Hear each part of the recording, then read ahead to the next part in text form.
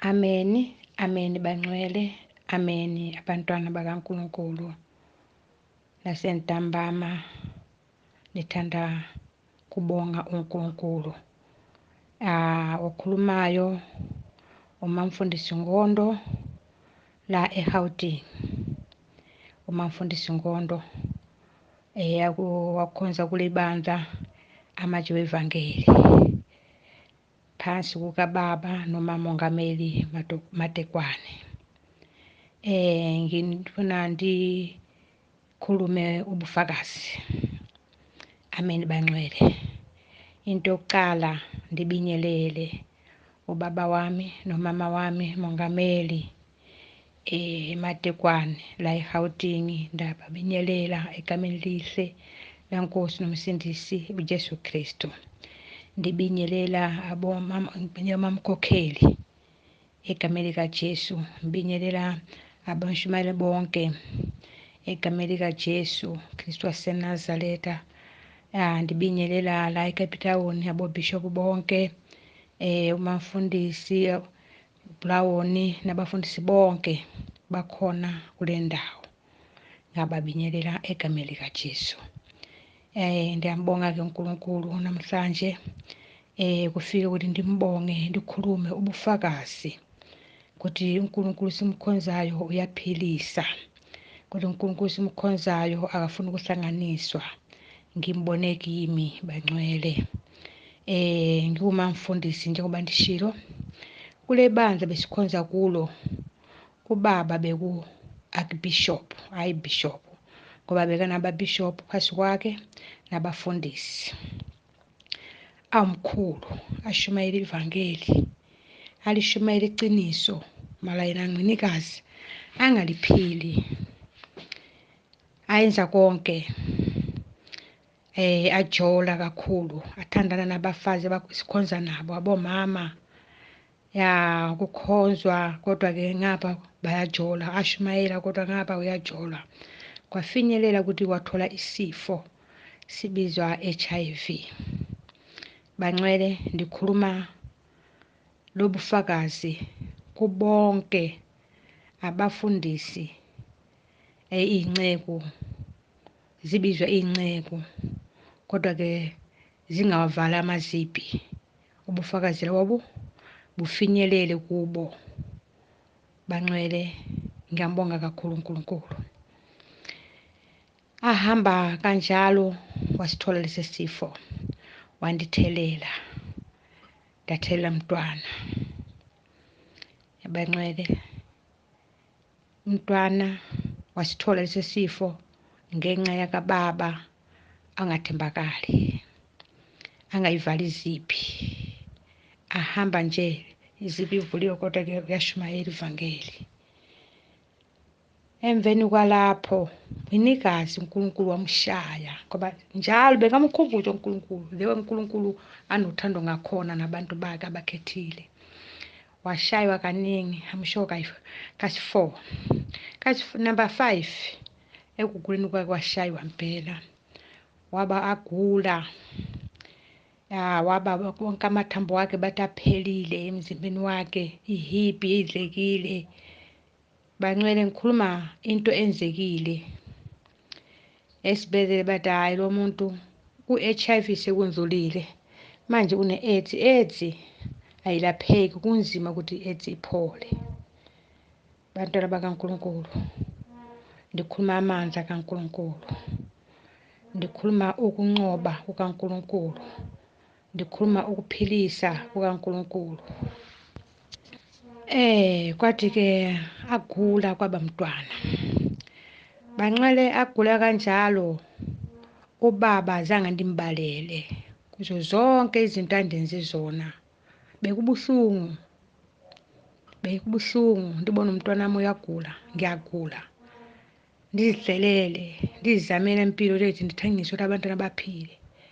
Kwangifika ukugula, ngathola isifo ningasazi. Wagula yena, ndamunaka. Bekumntwana aphelile, kumntwana angakhulumi, angezwi lutho, aviswa agqokise pampers, agqoka ipampers, amapampers ebusuku awu-10 emini awu-10. Angikhulumi ukujoka kodwa ndikhuluma amandla kaNkulunkulu. Kwathi-ke ngelinye ilanga ngoba uNkulunkulu unehlelo, sahlangana nobaba nomama Matekwane abawumongameli. Ngiyambonga uNkulunkulu ngabo kakhulu. Azange babheke isimo bengikuso, azange ngabheka ukuthi lo muntu lo sewuphelile mhlawumbe uzofa, sizongena ecaleni lokuthi singcwabe umuntu singamazi. Bangena bakhuleka bangcwele, basifundisa inhlambuluko ukuthi kufanele ahlambuluke avume izono. Bangcwele wazivuma ubaba, wazivuma ubaba. Hawu Nkosi yami, waba nguNkulunkulu othembakele. Hawu wacala ukutshintsha, watshintsha. Kwathi ngenye emini ucela ukukhuleka, ipeni yahamba emzimbeni wakhe. Wacala yonke into okusebenza. Behlala ku-wheelchair, wasuka ku-wheelchair wacala ukuzama kuhamba nenduku lezi ziwu-4, ziney'nyawo eziwu-4. Wacala nalezo. After lapho wathatha waphakamisa induku, ama-crushes la awu-2. Bangcwele, ngikhuluma amandla kaNkulunkulu. Kunoma ungaba kuphelile, as long mawuzivuma wena ngeqiniso, uNkulunkulu uyathethelela bese aphilise. Ngiyambonga-ke kakhulu uNkulunkulu nabaholi laba, umama nobamongameli Matekwane. Ngiyambonga uNkulunkulu ngabo kakhulu, ngoba ngabe abanye bangakwazi inhlambuluko, ngabe bathi azofa lo muntu, sizosebenza umsebenzi singawazi. Kodwa-ke bama nami until ubaba waphila, waba right. Waphila namanje usaphila, akana-next. Angakutshela ukuthi unepeni, uyizwa ipeni lapha kubuhlungu ngapha, akana-next. Waphila ubaba umfundisi. Bangcwele, ngikhuluma-ke amandla kaNkulunkulu. Azange ndimbalele ukuthi konje wena wangenzani. Ndamunesa nesineke, ndamunesa ngothando, ndamunesa nokuzithoba. Kuthi baba, anginawo amandla okuphindisela, impindiselo ingoyakho. Ngikhuluma nakwabaholi abakhona ukuthi bezwe, bangamkhohlisi elinye ilanga uNkulunkulu, ngoba uNkulunkulu ubona kwangaphakathi. Ngikhuluma nje manje ndibonga uNkulunkulu nomntwana lo ngathi wathola lesi sifo. Bangcwele wagula. Ukugula kwamampela ugule from 2021. Afunda grade 10. Ufunde grade 10 agula, waphasa. Grade 11 agula, waphasa. Grade 12 ungenile, term 1 waphasa. Bangcwele, ndikhuluma ukugula. Wagula mntwanami, waphela mntwanami, akafuna isibhedlele ngoba akasazi isono leso afaneke aphuze ngazo amapilisi ukuthi isono sakhe kuyini. Angafuni lutho, angalifuni nepilisi. Ama-social worker bafika bakhuluma, abodokotela bafika bakhuluma, wathi akangeke asoze aphuze amapilisi angasazi isono, angayazi ukujola kuyini. Angeke akuyenze. Yena uyalinda uNkulunkulu. Unezinto eziwu-2, ukumphilisa of kumthatha. Bangcwele, ngikhuluma amandla kaNkulunkulu. Lo ntwana wakholwa, wayimele epeni. Ngiyasho ukuthi from 2020 wayimele epeni. Wayimela epeni. Kulo nyaka wayimele epeni. Agula ebusuku nasemini kukhalwa. Nami ningasazi ukuthi fanele ndenze njani, ndithini. Kufike abamalume bakhe kuthi bazongikhuluma ukuthi wayi mina ndingafuni umntwana nimise esibhedlele. Waziphendulela wathi yena uyena usalinda uNkulunkulu ukuthi uyamphilisa noma cha. Bangcwele, njengoba ngikhuluma nje today ngithi ndibonga uNkulunkulu. uNkulunkulu uyaphilisa noma wena ukuphi, unesimo sinjani esifihlakele wena ungasazi, vuma uNkulunkulu uyaphilisa. Ngimbone kimi today ngikhuluma nje, umntwana uphilile ngaphandle kwesibhedlele, ngaphandle kophuza iphilisi le-HIV ama-ARVs, azange wavume, wathemba uNkulunkulu. Anti namhlanje akaphuza iphilisi, uphilile mntanami, uyadla kakhulu hayi kancane, uyadla akazali. Ngoba from 2021 lo bangadli lutho, bekadla kancane, angakhona ukugwinya, kodwa namhlanje makadla ngibona uNkulunkulu kuye. Ingakho ngithi nginobufakazi bokuthi uNkulunkulu uyaphilisa. Ndikhuluma ngithi kwezinceku nabafundisi bonke, abobhishopu balibambe ngeqiniso lelivangeli, ngoba uma ungalibamba nesiqiniso, uma udlala endleleni, uNkulunkulu uzokushaya. Washaywa-ke baba kwami, kodwa-ke ngibonga uNkulunkulu ukuthi nangu umntwana namhlanje uphilile. Manje uhleli nje uyalungisa ukuthi uye enkonzweni kusasa. Bangcwele, ngiyambonga uNkulunkulu, ngibonga abaholi bami, abangameli bami, ubaba nobaba Matekwane, ngiyambonga uNkulunkulu ngabo, abosista Mshumayelikazi, abomankokheli, ibandla lonke lasematsheni, ngiyalibonga. Ngibonga uNkulunkulu ngabo laba bantu kakhulu, ngiyambonga kakhulu uNkulunkulu. Uyazi ukuphuma ukugula kwakhe, Mama Mongameli Matekwane weza kuzolala ekhaya, kodwa manje kuzobonisa ukuthi uyaphila, Sibongile, angeke ahambe emhlabeni. Ndikhothe ukukhuluma igama lalo mntwana uSibongile, igama lakhe uSibongile. Bangcwele, uNkulunkulu umphilisile uSibongile, uphilile. Yazi Mama Mongameli wafika wazolala naye ekugcineni, kanti ukuphila kwakhe kulelo langa lelo. From that day walala uMama Mongameli, wahamba kwayehla ukuhlanza, ngoba bekahlanza ebusuku nasemini, angaphumula, angazi ukuthi kunani, kuhamathambo, ungazi ukuthi fanele ndenze njani. Kodwa-ke namhlanje ndiyambonga uNkulunkulu.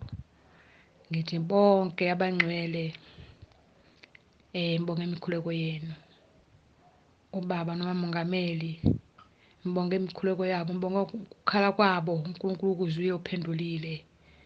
Ngiyambonga uNkulunkulu. Bangcwele, ngathi ningabambelela, ningadlali endleleni, nilibambe ivangeli leqiniso lenhlambuluko, ngoba inhlambuluko iyophilisa umuntu. Munganesono uyaphila. Egameni likaJesu ngiyambonga kakhulu uNkulunkulu. Ngiyabonga. Ngazi ngingabonga ngani, kodwa-ke uNkulunkulu ndiyambonga ngegama likaJesu.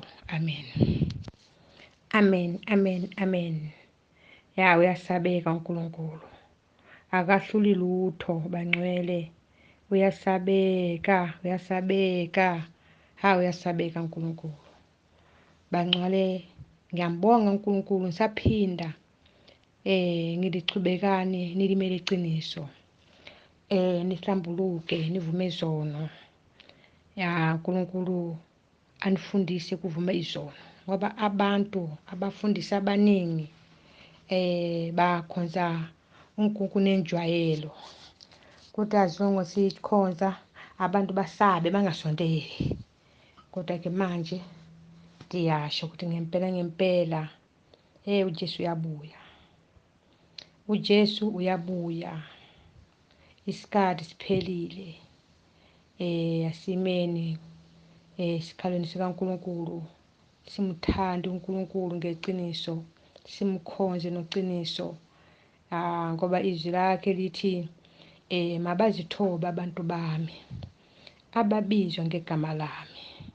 Nkosi yami, mabazithobe abantu bami ababizwa ngegama lami. Bangcwele siyabonga. Bazithobe, asizithobeni bangcwele.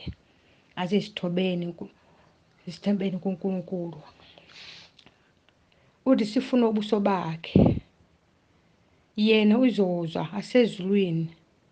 Uthi aphendule, aphilise izwe lesihlala kulo. Aphilise izono zethu. Aphilise izifo noma siphi isifo. Bangcwele noma ngabe wena unesifo esinjani. Lesi abantu bathi hayi lesi asilapheki. kuNkulunkulu siyalapheka. Ndimbonile mina uNkulunkulu aphilisa AIDS. Ndimbonile uNkulunkulu aphilisa bangcwele. Asikho isifo kuNkulunkulu singalapheki. Siyalapheka konke. Kuthi unani vuma konke kuyalapheka. Ayini uyaphila. Ngimbonile uNkulunkulu nontwana nami sibongile ukuthi umphilisile. Umphilisile ngempela. Next uyabuyela futhi esikoleni uyocedelela. Yena azocedelela afunde ayenze yonke into bekufanele abekayifisa nenhlizweni yakhe. Ngiyambonga kakhulu uNkulunkulu bangcwele. Ngiyambonga kakhulu ubaba nomama Matekwane.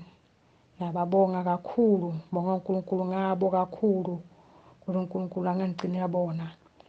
Abavikele, abalondoloze kanye nabantwana babo bonke babusiseke egameni likaJesu. Ngicela ukubona abaholi banothando kangaka, banakekela kangaka.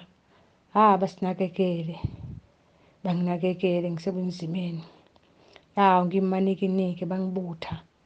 Nkosi yami ngiyabonga. Ngibonga uNkulunkulu nakho konke bayiko.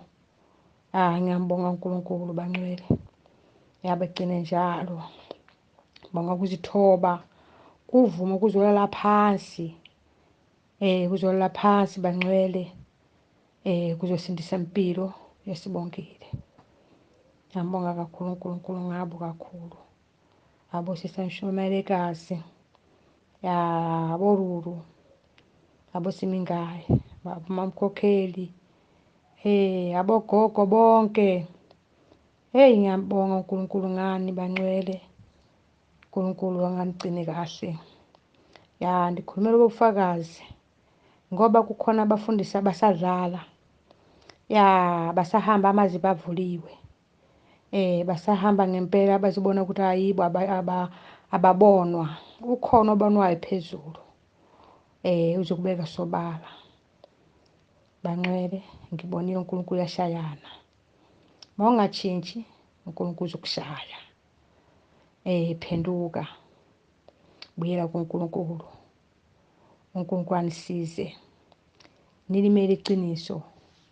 Ningabi ama-signposter kodwa nibe abantu bayofinyelela kufika kule ndawo. Ngoba i-signposter ikhomba indlela. Ubaba kwambe kwi-signposter akhombe indlela yokuya abantu bayezulwini. Yena bangeke afike khona. Kodwa today uyamsaba uNkulunkulu. Uyamkhonza ke lo baba loyo uNkulunkulu hayi kwakudlala. Ujulile ekumkhonzeni uNkulunkulu. Ujulile ke manje. Kodwa ke ngiyasho ngithi abafundisi, inceku, ababishopu ngempela imelana iqiniso. Ngoba manje kungasinjalo uNkulunkulu wethu uyashayana. Azokuyeka kodwa one day azokubamba. Ngiyambonga ke uNkulunkulu bangcwele. Nokulalela ubufakazi. Nitshele nabanye ukuthi hayi kuJesu kuyaphileka. I-HIV iyaphila. Siphilile ke thina. Asiphuza umuthi. Asiphuza amaphilisi a-ARV. Siphilile nje saka. Sindawo. Samkhonza uNkulunkulu ngokuthembakala. Amen bangcwele. Nilaleni kahle. Nkosi nigcine kahle nivikele. Nilondoloze egameni likaJesu. Phinde Nkosi sivuse kusasa. Ngoba bangcwele silala nenjwayelo.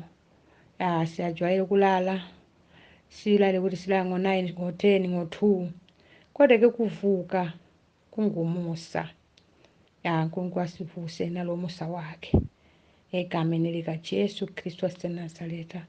Sabonga-ke bangcwele. Nibone ukujamajama, niyazi ukuthi ilanguage lesizulu akusiyo yami ilanguage. Mina ngikhuluma ilanguage enye nje yasemazweni akude.